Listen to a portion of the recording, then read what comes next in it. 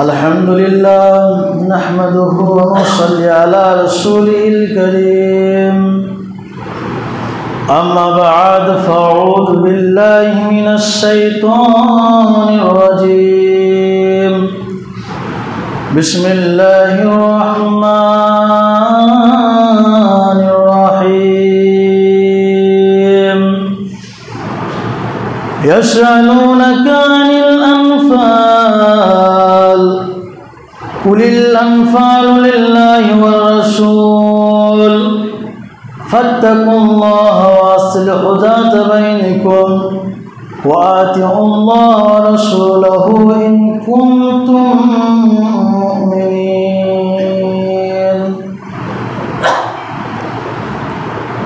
শ্রদ্ধেয় সম্মানিত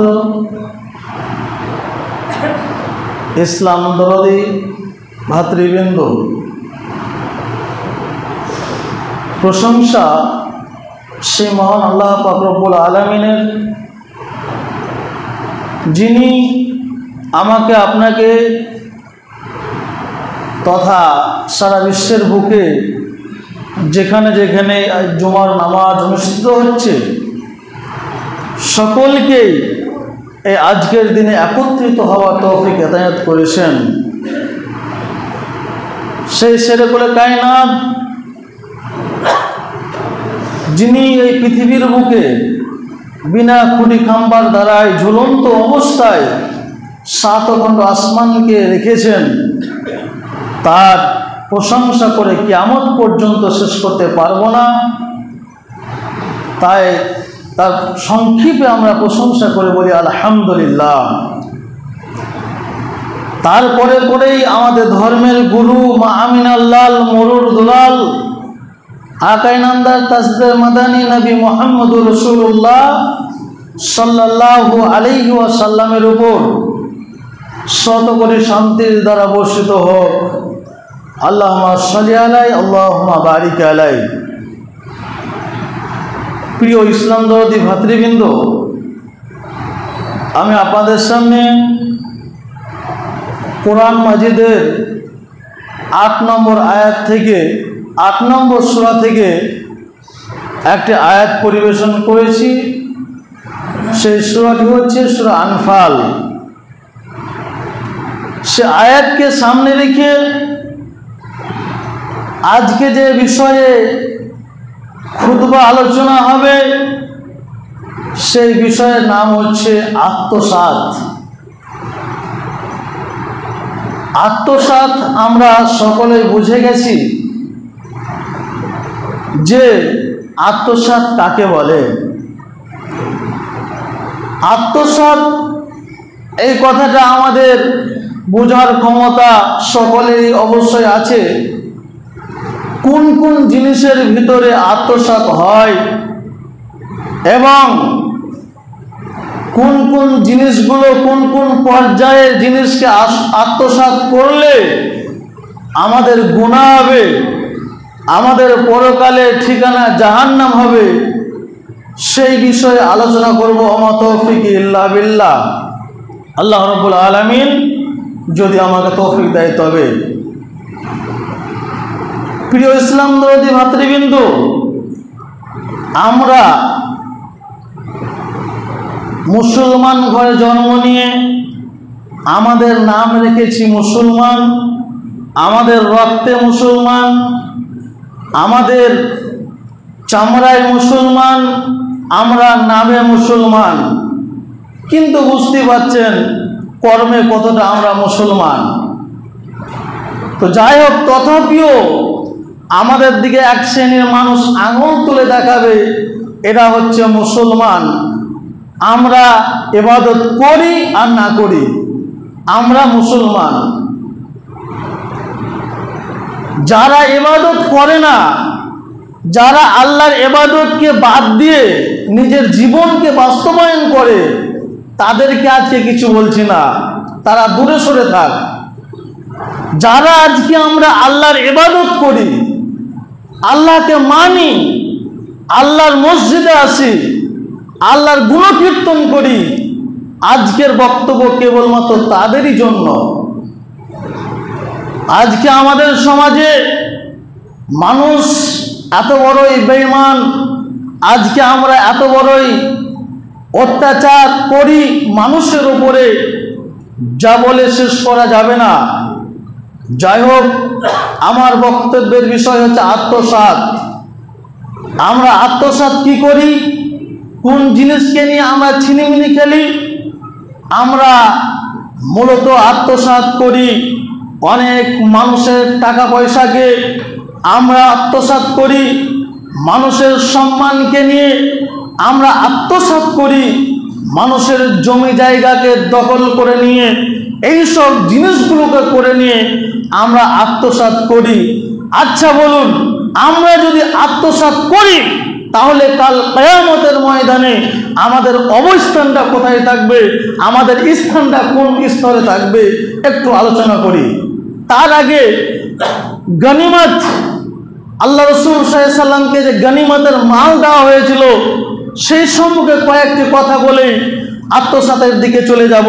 আল্লাহ পাক রব্বুল আলামিন সূরা আনফালের মধ্যে বলছেন, ইয়াসআলুনাকা আনিল আনফাল কুলিল আনফালু লিল্লাহি ওয়া রাসূল ফাত্তাকুল্লাহ ওয়া আসলু যাতা বাইনাকুম ওয়া আতিউল্লাহ ওয়া রাসূলাহু ইন কুনতুম মুমিনিন। অর্থাৎ এই আয়াতটা আল্লাহ পাক রব্বুল আলামিন নাজিল করেছেন, তার পিছনে কারণ রয়েছে, তার পিছনে কিন্তু ব্যাখ্যা রয়েছে। কেন নাজিল করলেন, প্রথমে কেন নাজিল করলেন এই কথাটা বলি। একদা রাসূলুল্লাহ সাল্লাল্লাহু আলাইহি সাল্লাম এক যুদ্ধ করার পরে অনেক মাল আটক করে নিয়ে এসেছেন। তারপরে সাদ বিন আকাস রাদিয়াল্লাহু তাআলা আনহু, আমরা সাহাবীর নাম জানি, যে সাদ রাদিয়াল্লাহু তাআলা আনহু নবী করিম সাল্লাল্লাহু আলাইহি সাল্লামকে এসে বললেন, হে আল্লাহর রাসূল, হে আল্লাহর নবী, আমি আজকে শয়তানদের কাছ থেকে পার বেঁচে এসেছি। আজকে আমাকে তারা শেষ করে দিত, আমাকে তারা পরাজিত করে দিত, আমি তাদের কাছে জিততে পারতাম না, কোনো রকম ভাবে জিতে এসেছি। তাই আমার একটা তরবারি দরকার। তাই ওই যে ওইখানে গনিমতের মালের কাছে একটা তরবারি রয়েছে, ওই তরবারিটা আমাকে দেন। নবী করিম সাল্লাল্লাহু আলাইহি সাল্লাম বললেন, হে সাদ, তুমি শুনে নাও, ওই যে তরবারিটা তুমি চাইছো, তুমি একটা কথা শুনে নাও, ওই তরবারি তোমারও নয় এবং ওই তরবারিটা আমারও নয়, ওটা তোমারও নয় আমারও নয়। তাই তুমি তরবারিটা রেখে দাও, তোমার তরবারিটা নিতে পাওয়া যাবে না, তোমার নেওয়া হবে না। সাদ রাদিয়াল্লাহু তাআলা আনহু নবী করিম সাল্লাল্লাহু আলাইহি সাল্লামের কথা মতো, নবী করিম সাল্লাল্লাহু আলাইহি সাল্লামের কথা মোতাবেক শুনলেন। সেই তরবারিটাকে ধুয়ে সাদ রাদিয়াল্লাহু তাআলা আনহু হাঁটতে শুরু করলেন, চলে যাচ্ছেন আর মনে মনে বলছেন, এই যে তরবারিটা আমার তো খুবই প্রয়োজন ছিল, আমার খুবই দরকার ছিল, যে আমার সাথে শয়তানেরা যে আচরণ করছে, আমি তো যুদ্ধের ময়দানে যাই, আমার সাথে যে তারা আচরণ করেছে আমার অতীব অনেক প্রয়োজন ছিল।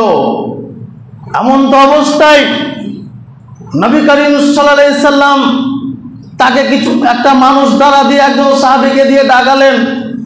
যেমনি ডাকা তেমনি সাদ রাদিয়াল্লাহু তাআলা চট করে ঘুরে গিয়ে নবী করিম সাল্লাল্লাহু আলাইহি সাল্লামের কাছে এসে বলেন, আল্লাহ রাসূল, বলুন আল্লাহর তরফ থেকে কোনো ওহী নাজিল হয়েছে? আল্লাহ কি আপনাকে কিছু কথা বলে পাঠাচ্ছেন? বলুন আমাকে। তখন আল্লাহ রাসূল সাল্লাল্লাহু আলাইহি সাল্লাম সাদ রাদিয়াল্লাহু তাআলা আনহুকে উত্তর দিয়ে বললেন, অবশ্যই ওহী নাজিল করেছেন। এতক্ষণ তোমাকে আমি বললাম এই যে গনিমতের মাল আমারও নয় তোমারও নয়, কিন্তু আল্লাহ পাক রব্বুল আলামিন ওহী নাজিল করে বলেছেন, ইয়াসআলুনাকা আনিল আনফাল কুলিল আনফালু লিল্লাহি ওয়া রাসূল। অর্থাৎ আল্লাহ পাক রব্বুল আলামিন আমাকে ওহীর মাধ্যমে বলে দিয়েছেন, ইয়াসআলুনাকা আনিল আনফাল, হে নবী, হে আমার প্রিয় হাবিব, তোমাকে মানুষেরা গনিমতের মাল সম্পর্কে জিজ্ঞাসা করবে।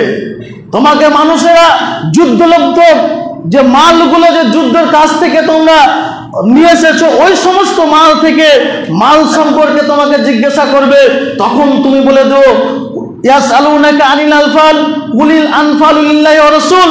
তখন তুমি তাদেরকে বলে দিও অবশ্যই এটা আল্লাহ এবং আল্লাহ রাসূলের।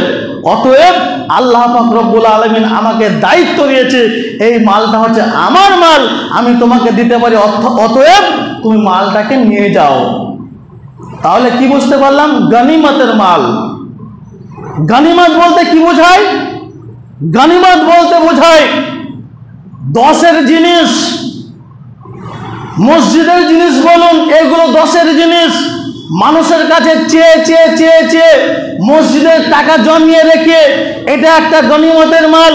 মানুষের কাছে কোনো একটা মাদ্রাসার ফান্ডে টাকা চেয়ে চেয়ে মানুষের কাছে কালেকশন করে রেখে যে মানুষ হড়প করে নেবে, এইটা একটা গনিমতের মাল। তাহলে ওই মাল সম্পর্কেই আল্লাহ পাক রব্বুল আলামিন তাকে ওহী নাজিল করেছেন। কাকে? নবী মুহাম্মদ রাসূলুল্লাহ সাল্লাল্লাহু আলাইহি সাল্লামকে, যে তোমাকে এই গনিমতের মাল সম্পর্কে মানুষে যখন জিজ্ঞাসা করতে আসবে তখন তুমি বলে দেবে এটা কার মাল? আল্লাহ এবং আল্লাহ রসুলের মাল। অতএব আল্লাহ এবং আল্লাহ রসুল যা ফায়সালা করবে এই মালের ওটাই ফায়সালা হবে। পৃথিবীর যে কোনো মানুষ ফায়সালা করবে সেটা ফায়সালা করা হবে না, সেই ফায়সালা গ্রহণযোগ্য হবে না। তাই আল্লাহ যেটা ফায়সালা করে দেবে, রসুল যেটা ফায়সালা করে দেবে, এই গনিমতের মাল ওটাই ফায়সালা হবে। কিন্তু দুঃখের বিষয় দেখা যায় আজকে আমাদের সমাজে, আজকে আমাদের পঞ্চায়েতে, আজকে আমাদের গ্রামগঞ্জে এই গনিমতের মাল বলুন, এই 10-এর মাল বলুন, অন্যের জমি জায়গা বলুন, নিয়ে যে ছিনিমিনি খেলা হয়, যে অন্যের জমি জায়গা নিয়ে যে মানুষের সাথে ব্যবহার করা হয়, মনে হচ্ছে না যে আমরা আল্লাহ আল্লাহ রসুলের পথে পদার্পণ করি। আজকে আমরা মানুষের জমিকে অন্যায়ভাবে দখল করি, আজকে আমরা মানুষের জমিকে অন্যায়ভাবে অশ্লীলভাবে তার কাছ থেকে হড়প করে নিই, মানুষের টাকা পয়সাকে অশ্লীলতার সাথে ছিনিয়ে নিয়ে আমার নিজের কাজে ব্যবহার করি। এগুলো হয় না? আজকে আমাদের সমাজে অহরহ আছে।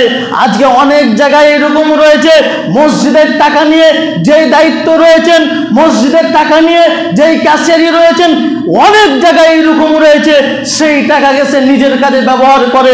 আবার এরকমও প্রমাণ রয়েছে যে আমাকে দেখা যায় যে বিয়ের মণ্ডপে যে মসজিদ খরচ হিসেবে টাকাটা নেওয়া হয়, অনেক জায়গায় দেখা যায় ওই টাকাটার হিসাব ক্যাশিয়ার সাহেব দিতে পারে না, সর্দার সাহেব দিতে পারে না। কেন? তার নিজের পকেটে সেটা ঘোরায়। আপনারা বলবেন মৌলভী সাহেব এত বড় কথা বলছেন, বা আপনার কাছে প্রমাণ অবশ্যই আছে।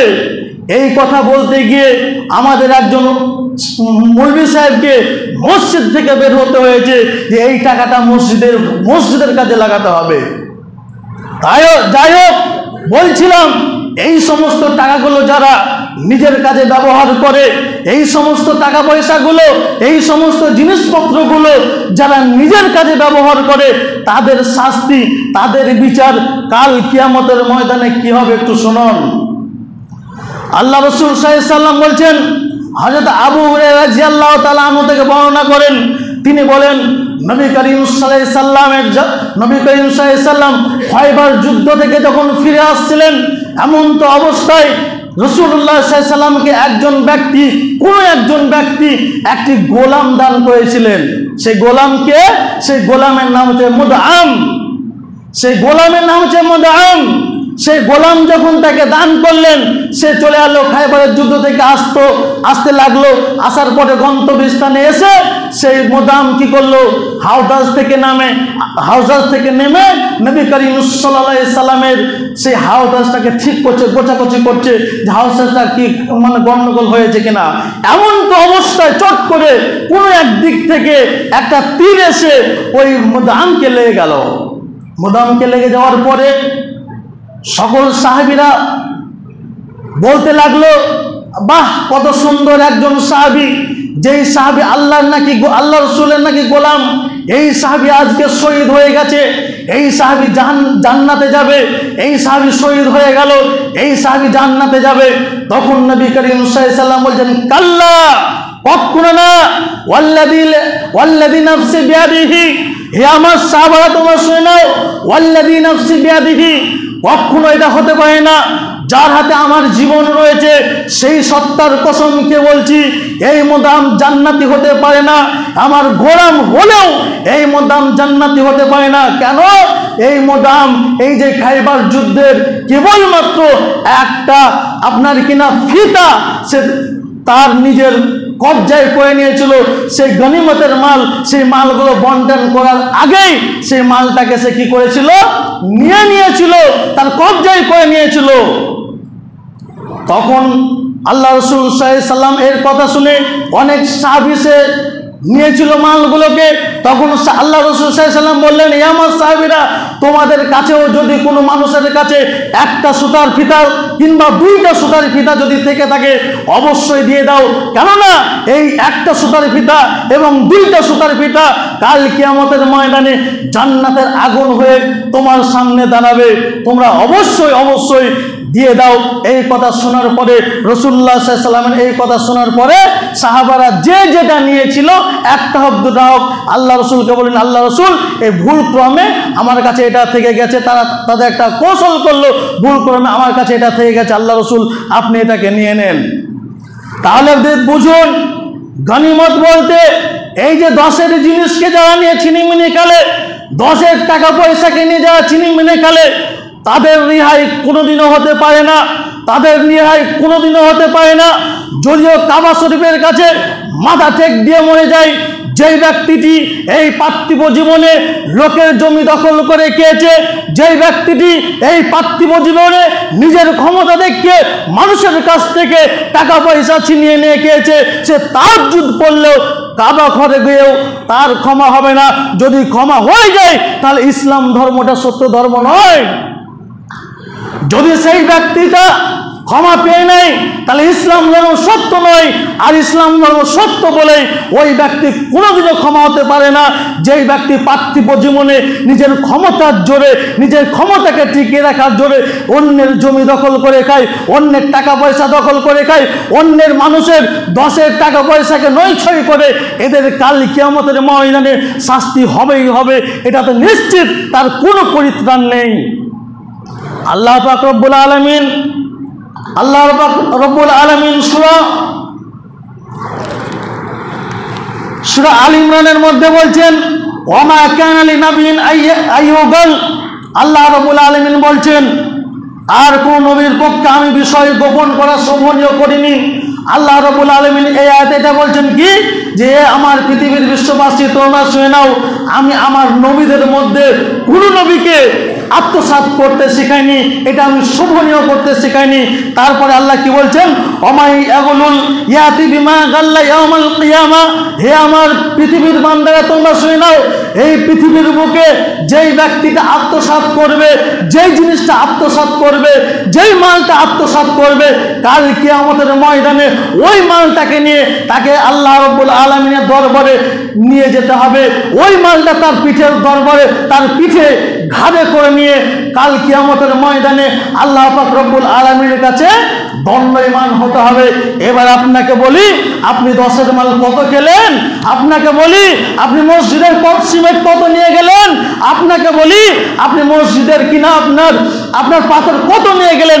আজ পর্যন্ত বলুন যে মসজিদের পাথর নিয়ে গেলাম, মসজিদের সিমেন্ট নিয়ে গেলাম, 10-এর টাকা নিয়ে গেলাম, আমি আজ পর্যন্ত ওগুলো ঘুরিয়ে দিয়েছি কিনা? আপনি নিজের বুকে হাত দিয়ে বলুন তো। মনে রেখে দেন, কিঞ্চিত পরিমাণ যদি আপনি 10-এর জিনিসকে নিয়ে ছাড়খাড় করেন, ওই কিঞ্চিত পরিমাণ কাল কিয়ামতের ময়দানে এই আয়াত যেটা বোঝাতে চাইছে, ওই কিঞ্চিত পরিমাণ কাল কিয়ামতের ময়দানে আপনার ঘাড়ে ঝুলানো হবে। এই মালটা, এই জিনিসটা অমুক ব্যক্তি আত্মসাৎ করেছিল, অমুক ব্যক্তি সে দেয়নি। আজকে আমাদের সমাজে দেখা যায় আমরা অহরহ মানুষের জেনে শুনে আত্মসাৎ করি। আমরা কন্ট্রোলে যাই, দেখতে পাই সেই যখন তারা তাড়াতাড়িতে মানবী করে, আমরা দেখি যে তার 500 জিনিস বেশি চলে এলো, তাও আমরা কিছু বলি না। এই আয়াতটা যদি আপনি বুঝতে চান, ওই 500 মাল কেন, একটা ধানের, একটা আপনার চালের দানা যদি চলে আসে, আর আপনি যদি বুঝতে পারেন এই চালের দানাটা আমার আন্ডারে চলে এলো, আমার কেজিতে চলে এলো, ওই চালের দানাটার জন্য কাল কিয়ামতের ময়দানে আপনাকে আল্লাহর কাছে জবাবদিহি করতে হবে। আপনি কোথায় আছেন? আজকে আমরা 10-এর জিনিসকে নিয়ে নয়ছয় করি, আজকে আমরা সমাজের জিনিসকে নিয়ে নয়ছয় করি, আজকে আমরা কিনা সমাজের জিনিসে কত আত্মসাৎ করে ফেলে দিচ্ছি, আমরা কত আত্মসাৎ করছি যা বলে বোঝা যাবে না, যা বলে হিসাব করা যাবে না। সাবধান হয়ে যান। যে যেই জিনিস নিয়েছেন, শুধু এখানকার কথা নাই, পৃথিবীর বুকে যেই মানুষটা যেখানে গিয়ে আপনি 10-এর জিনিসকে আত্মসাৎ করেছেন, সেই আত্মসাৎকৃত জিনিস কাল কিয়ামতের ময়দানে আপনার তোলানো হবে। একটা হাদিসের মধ্যে রাসূলুল্লাহ সাল্লাল্লাহু আলাইহি ওয়াসাল্লাম বলেছেন যে কাল কিয়ামতের ময়দানে কোনো ব্যক্তি যদি ঘোড়া আত্মসাৎ করে, কাল কিয়ামতের ময়দানে ওই ঘোড়াটাকে তার পিঠের মধ্যে বেঁধে দেওয়া হবে, আর তার আওয়াজ হবে ঘোড়ার মতন হস হস করতে করতে যাবে। কোনো ব্যক্তি যদি এই পার্থিব জীবনে চলতে গিয়ে একটা ছাগল আত্মসাৎ করে, ছাগলকে আত্মসাৎ করে আপনার মাংস করে খেয়ে নেয়, কাল কিয়ামতের দিন ওই ছাগলটাকে তার পিঠের মধ্যে বেঁধে দিয়ে ওই ছাগলের নাই তার আওয়াজটাকে করে দেওয়া হবে। কোনো মানুষ যদি এই পৃথিবীর বুকে 1 কেজি গম কারি আত্মসাৎ করে, কাল কিয়ামতের ময়দানে ওই 1 কেজি গম তার পিঠের মধ্যে বেঁধে দিয়ে তাকে ঘুরানো হবে। আপনি বলুন পৃথিবীর বুকে চলতে গিয়ে কতটা জিনিস আপনি আত্মসাৎ করেছেন। জীবনের বুকে তো 70 বছর হয়ে গেল আপনার, জীবনের বুকে তো 60 বছর হয়ে গেল আপনার দ্বারা হয়নি এসব? অবশ্যই হয়েছে। পরিবর্তন হন, নচেত আপনার কিনা তাহাজ্জুদ পড়েও কোনো কাজ হবে না, কাবা ঘর গিয়েও কোনো কাজ হবে না, কোনো নামাজ পড়ে আপনার কোনো কাজ হবে না। একটা কথা শুনে নেন, আপনি যদি জেনা করেন, আল্লাহ যদি চায় আপনাকে জান্নাতের মধ্যে দিতে পারে। আপনি কোনোদিনও নামাজ পড়েন না, আল্লাহ যদি চায় আপনাকে জান্নাতের মধ্যে দিতে পারে। কিন্তু পৃথিবীর বুকে আত্মসাৎ এমন একটা গুনাহ, আত্মসাৎ এমন একটা জঘন্যতম গুনাহ যদি এই পৃথিবীর বুকে করে থাকেন, আল্লাহর ওখানে কোনো হাত নাই। আপনি যতই তাহাজ্জুদ পড়েন, যতই ফরজ নামাজ পড়েন, যতই কাবার ঘরে গিয়ে মাথা সিদ্ধা ঠুকে মরে যান, আপনার কোনো হাত নাই। তাই এই পার্থিব জীবনে আমাদের জীবন বেঁচে থাকতে আমাদেরকে এগুলো কি করতে হবে? মেনে বেঁচে চলতে হবে। আর 3টি হাদিস বলে আজকের খুতবা ইতি করব ইনশাআল্লাহ। যারা আত্মসাৎ করবে তাদের শাস্তি আর কয়েকটা বলি। عن سعيد بن زيد رضي الله تعالى عنه قال قال رسول الله صلى الله عليه وسلم من أخذ سبرا من الأرض ظلما فإنه يتوقه يوم القيامة من 7 أرض। অর্থাৎ সাইদ বিন যায়েদ রাদিয়াল্লাহু তাআলা আনহু বলেন, রাসূলুল্লাহ সাল্লাল্লাহু আলাইহি ওয়াসাল্লাম, আমি রাসূলুল্লাহ সাল্লাল্লাহু আলাইহি ওয়াসাল্লামকে বলতে শুনেছি, মান আখাযা সিবরাতাম মিনাল আরদে যুলমান, এই পৃথিবীর বুকে কোনো ব্যক্তি যদি 10 বিঘা নয়, 2 বিঘা নয়, 1 বিঘা নয়, 10 কাঠা নয়, 10 শতক নয়, কিঞ্চিত পরিমাণ, 1 আঙুল পরিমাণ কোনো ব্যক্তির জমি জায়গাকে জুলুম করে, অত্যাচার করে, অন্যায় করে দখল করে নাই, আল্লাহ রাসূলুল্লাহ সাল্লাল্লাহু আলাইহি ওয়াসাল্লাম বলছেন ইয়াতাওয়াক্কাহু ইয়াউমাল কিয়ামা মিন 7 আরদিন, ওই ব্যক্তিটির কাঁধে কাল কিয়ামতের ময়দানে আল্লাহর পাক রব্বুল আলামিন 7টা জমিন তার পিঠের উপরে চাপিয়ে দেওয়া হবে। লেন বোঝে বই নেবারান। আবু উমর ইবনে খাত্তাব রাদিয়াল্লাহু তাআলা বর্ণনা করেন, রাসূলুল্লাহ সাল্লাল্লাহু আলাইহি ওয়াসাল্লাম বলেন ক্বালা লাম্মা কানা ইয়াউম খায়বার আকবালু নাফারুন মিন আসহাবিন নবী সাল্লাল্লাহু আলাইহি ওয়াসাল্লাম ফাকালা ফুলানুন শাহিদুন ওয়া ফুলানুন শাহিদুন হাত্তা মুরু আলা রাজুলুন ফাকালু ফুলানুন শাহিদুন ফাকালা নবী সাল্লাল্লাহু আলাইহি ওয়াসাল্লাম কাল্লা ইন্না রাআইতু ফিন নার ফি গাল্লাহা ইবাতান। অর্থাৎ উমর ইবনে খাত্তাব রাদিয়াল্লাহু তাআলা আনহু থেকে বর্ণনা করেন, তিনি বলেন রাসূলুল্লাহ সাল্লাল্লাহু আলাইহি ওয়াসাল্লাম খায়বারের যুদ্ধতে, তিনি বলেন যে খায়বারের যুদ্ধ থেকে আমরা সকলেই মানুষ যুদ্ধ করে চলে আসছিলাম এবং কিছু মানুষ শহীদ হয়ে গেছিল। আমরা বলছিলাম অমুক মানুষটা ফুলানুন শাহিদুন, অমুক মানুষটা শহীদ, অমুক মানুষটা শহীদ, অমুক মানুষটা শহীদ, এইরকম করতে করতে একজনের নাম ঘোষণা করে দিলাম, হাত্তা মরু আলা রাজুলিন, একজনের নাম বলেই দিলাম যে এই ব্যক্তিটা শহীদ, এও শহীদ হয়েছেন। রাসূলুল্লাহ সাল্লাল্লাহু আলাইহি ওয়াসাল্লাম বলছেন ফাকালু ফুলানুন শাহিদ ফাকালান নবী সাল্লাল্লাহু আলাইহি ওয়াসাল্লাম, আল্লাহ রাসূল বলেন কাল্লা, কখনো না, ইন্নী রাআইতু ফিন নার, তোমরা এই কথা বলছো, কখনো এটা হতে পারে না। ইন্নী রাআইতু ফিন নার, আমি ওই ব্যক্তিকে দেখছি তা জাহান্নামের মধ্যে রয়েছে, আমি ওই ব্যক্তিকে দেখছি জাহান্নামের মধ্যে রয়েছে। কেন সে জাহান্নামের মধ্যে রয়েছে? ফি গাল্লাহা ইবাতান, সে একটি চাদর চুরি করে নিয়েছিল, সে গনিমতের কাছ থেকে, গনিমতের মাল থেকে একটা চাদরকে কি করেছিল? হরপ করে নিয়েছিল, আত্মসাৎ করে নিয়েছিল। ওই চাদরটির কারণে তার শহীদ ও বরবাদ হয়ে গেল। সে যে আপনার কিনা জিহাদের ময়দানে শহীদের তার শহীদের মর্যাদাও বরবাদ হয়ে গেল সামনে একটি চাদরের কারণে। আল্লাহ রাসূল সাল্লাল্লাহু আলাইহি ওয়াসাল্লাম আব্দুল্লাহ ইবনে উমর রাদিয়াল্লাহু তাআলা বর্ণনা করেন ক্বালা কানা সাকালান নবী সাল্লাল্লাহু আলাইহি ওয়াসাল্লাম রাজুলুন ইয়াকালু লাহু কিরকাতিন ফাকালা রাসূলুল্লাহ সাল্লাল্লাহু আলাইহি ওয়াসাল্লাম ফিন নার ফাযাহাবু ইয়ানজুরু ইলাইহি নওয়াজাদু ইবাদাতান। রাসূলুল্লাহ সাল্লাল্লাহু আলাইহি ওয়াসাল্লাম আব্দুল্লাহ ইবনে উমর রাদিয়াল্লাহু তাআলা বর্ণনা করেন রাসূলুল্লাহ সাল্লাল্লাহু আলাইহি ওয়াসাল্লামের জামাতে কানা সাকালান নবী সাল্লাল্লাহু আলাইহি ওয়াসাল্লাম রাজুলুন ইয়াকালু লাহু কিরকাতান। নবী করিম সাল্লাল্লাহু আলাইহি ওয়াসাল্লামের যুগে নবী সাল্লাল্লাহু আলাইহি ওয়াসাল্লামের একজন সাহাবী ছিলেন, তার নাম ছিল কিরকাতিন তামানান ফাকালা রাসূলুল্লাহ সাল্লাল্লাহু আলাইহি ওয়াসাল্লাম হুয়া ফিন নার। সাহাবারা বললেন এই ব্যক্তিটা, এই লোকটা হচ্ছে জান্নাতি। এই লোকটা জান্নাতে যাবে কেন? এ হচ্ছে আল্লাহ নবীর গোলাম, আল্লাহ নবীর গভর্নর, আল্লাহ নবীকে দেখভাল করে, ওর জন্য এই ব্যক্তিটা জান্নাতে যাবে। তখন রাসূল সাল্লাল্লাহু আলাইহি ওয়াসাল্লাম হুয়া ফিন নার ফাযাবু ইয়ানদুরু, আল্লাহ রাসূল সাল্লাল্লাহু আলাইহি ওয়াসাল্লাম যখন বললেন এই ব্যক্তিটা জাহান্নামে যাবে, তখন সাহাবীরা বলেন কি ব্যাপার, আপনার তো এটা গোলাম, আপনাকে তো দেখভাল করে, অথচ কেন জাহান্নামে যাবে? সাহাবীরা খুঁজতে লাগলেন তার আমল, কিসের জন্য সে জাহান্নামে যাবে। ইরাইয়া ফাওয়াজাদু আবান কাদ গাল্লাহা, তখন সাহাবীরা দেখতে পেলেন সে একটা চাদর চুরি করেছিল, সে একটা চাদরকে আত্মসাৎ করেছিল গনিমতের মাল হিসাবে। সেই চাদরটা নবী করিম সাল্লাল্লাহু আলাইহি ওয়াসাল্লামকে না বলে সে কি করেছিল? আত্মসাৎ করেছিল, কেবলমাত্র একটি চাদর। আজকে আমি আপনি পার্থিব জীবনে চলতে গিয়ে কতই মানুষের অত্যাচার করে, মানুষের উপরে জুলুমবাজি করে, রাজধানী করে মানুষের জীবনকে হরপে দিচ্ছি, মানুষের জীবনকে আত্মসাৎ করছি। আপনি সাবধান হয়ে যান, আপনি নামাজি হতে পারেন কিন্তু আপনার এখনো পুরোপুরি ঈমানদার হতে পারলেন না। কেন? আল্লাহ পাক রব্বুল আলামিন এই পার্থিব জীবনে যে দুটো ইবাদত রয়েছে, হুকুকুল্লাহ আর হুকুকুল ইবাদ। আল্লাহ বলছেন হুকুকুল্লাহ আমার সাথে ইবাদত, আমি এগুলো মাফ করে দিতে পারি। হুকুকুল ইবাদ যে তোমরা পৃথিবীর বুকে করে এসেছো মানুষের সাথে ব্যবহৃত পাপ, ওই পাপ আমি আল্লাহ তোমাদেরকে ক্ষমা করব না, তোমাদেরকে দুনিয়ার বুকে ক্ষমা প্রার্থী হয়ে আসতে হবে। যেই মানুষের সাথে অত্যাচার করেছো, যেই মানুষের অত্যাচার করে জমি দখল করেছো, যেই মানুষের অত্যাচার করে টাকা হরপে নিয়েছো, যেই মানুষের অত্যাচার করে জমি জায়গাকে নিজের কবজায় করেছো, তাকে তোমাকে ফিরিয়ে দিতে হবে, সেই ব্যক্তি থেকেই তোমাকে দিয়ে দিতে হবে, তবেই তুমি ক্ষমা পাবে। আজকে আমাদের সমাজে প্রত্যেকটা জায়গাতেই, প্রত্যেকটা স্থানে আত্মসাতের গল্প লেগেই আছে।